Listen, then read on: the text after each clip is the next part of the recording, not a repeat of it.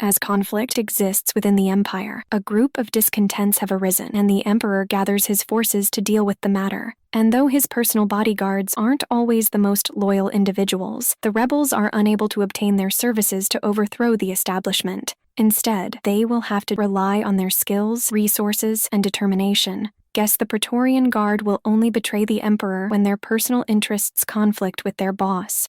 Greetings and welcome to Checkpoint Gaming, Dune, Imperium, Bloodlines. With this episode, we'll be going over how Bloodlines will be incorporated into solo, 2-player, and 6-player games. Since this is an add-on to our earlier episode on the same subject, we'll link that episode to this one so that it can be visited if needed. When played as a solo or 2-player game, incorporate the 6 new House Hagal cards and the 6 new rival cards, with only 4 of the House Hagal cards and 1 of the rival cards being used if playing with the tech module. During setup, the new rival cards are shuffled in with the other rival cards, with Coda Odax of Ix only being used if playing a solo game, and the tech module is being implemented. The new House Hagal cards are only used under specific circumstances. First, only use the 2 Tuex Sietch cards, which would give the rivals access to that given board space if the Esmar Tuek leader is selected. And second, only use the 4 Acquire Tech cards if playing a solo game and the tech module is implemented.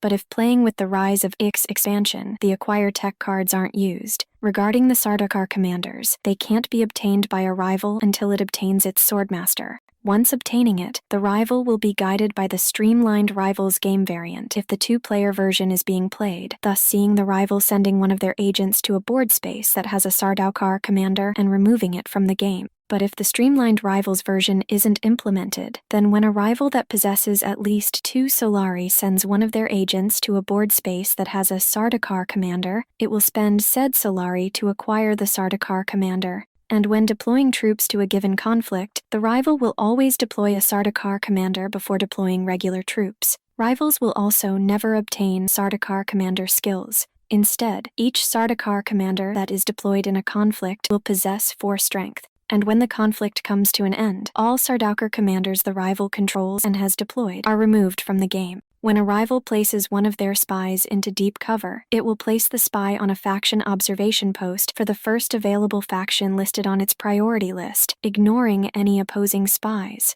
And when a rival moves a spy, it will treat it as though it was placing a new spy in accordance with the priority list. What this means is that the spy is placed onto the first possible observation post, excluding the post it is moving from. But if all the other faction observation posts are full, then the spy is lost. Sounds like it fell to a counterintelligence plot from a foreign intelligence organization. And when a rival loses a troop, it always loses a regular troop before losing a Sardaukar commander. They will also lose that troop from the garrison, if possible, before they lose it from the conflict. And when playing solo Bloodlines with the base game, the rival cards aren't used. Instead, a rival can use one of the new leaders. If it is using Esmar Tuek, don't place the Tuex Sietch board tile. When the rival activates his signet ring, they always obtain extra spice from the space with the most spice, or the total spice if a tie exists. But if none of the spaces have bonus spice, then ignore the signet ring. When it comes to Peter de Vries, the rival will use his signet ring normally. Regarding Sardaukar commanders in a solo game, the rival will behave as though the Streamlined Rivals variant isn't implemented while in a 2-player game. The rival will behave as though the Streamlined Rivals variant is used, regardless if it has its Swordmaster or not.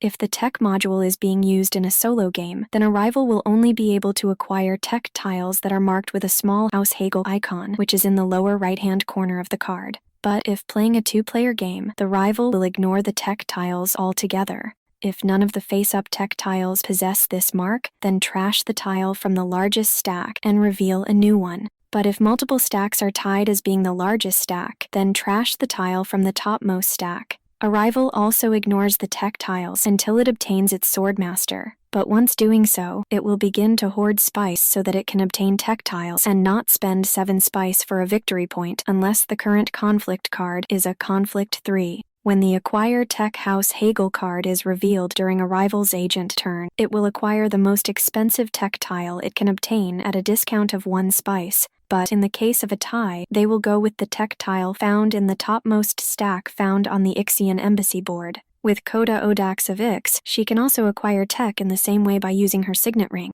When a rival obtains a tech tile, they typically work the same way as with human players, but with some specific guidance or clarification for some tiles, which consist of the following. With the Delivery Bay, the rival that obtains it will ignore the Acquire effect. With Delivery Bay, Panopticon, and Training Depot, the rival that obtains it will immediately gain the Reveal Turn effect once they complete their final agent turn each round. Regarding the Requiring command, the rival will always get the command bonus. With Gene-Locked Vault, Glow Globes, Self-Destroying Messages, and Servo Receivers, the rival that obtains it will only use the Acquire effects. Regarding Gene-Locked Vault, the rival will choose to draw an Intrigue card. With Rapid Dropships, the rival that obtains it will flip it the first time it sends an agent to a non-combat space during a round. And with Spy Drones, the rival that obtains it will flip it during its turn at the first opportunity it has in each round, including the round they obtain the tile. When flipping the tile, the rival will gain 1 Solari. They will also ignore the Trash effect.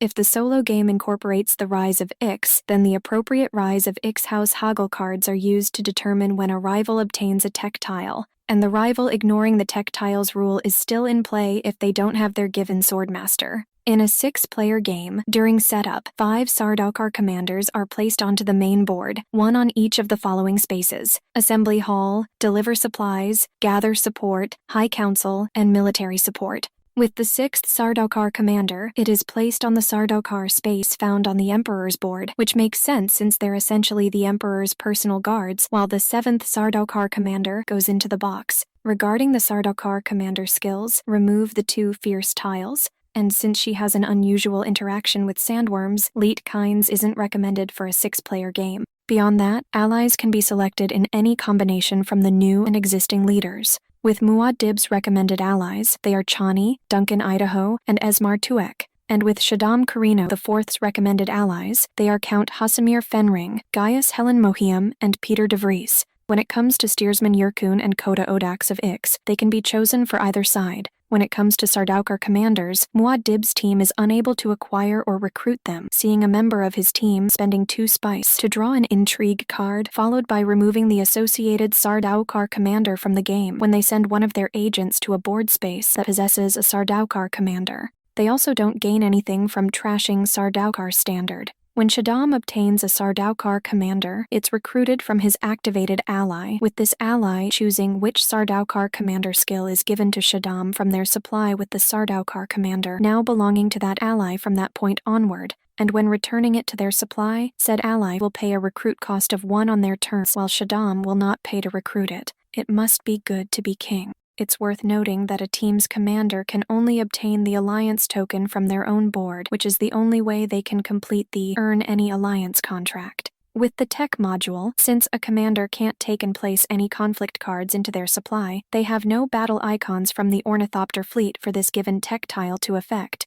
When it comes to Plasteel Blades and Sardaukar High Command, the Muad'Dib team can obtain them and benefit from their Acquire effects. And if Shaddam possesses either tile, he can only use them when obtaining a Sardaukar commander, since after that, it will belong to his activated ally. And with that said, this will bookend the mini-series pertaining to how to go about playing and incorporating Dune, Imperium, Bloodlines. We hope that you found this to be helpful and allowed you to better understand how to go about playing the game. As time progresses and any updates get put out for the community, we will return to these episodes and update them accordingly to better reflect the changes that have been made to the game. With the nature of Checkpoint Gaming, we want to present the most up-to-date version of the game as possible to those who wish to play. So with that said, we hope you enjoyed our series pertaining to how to go about playing Dune, Imperium, Bloodlines. If you liked this episode, feel free to give it a like. And if you want to stay up to date on any future episodes we upload, go ahead and subscribe. You can also support us on Patreon for as little as $1 a month at patreon.com/checkpointgaming. See you in the next episode and happy gaming.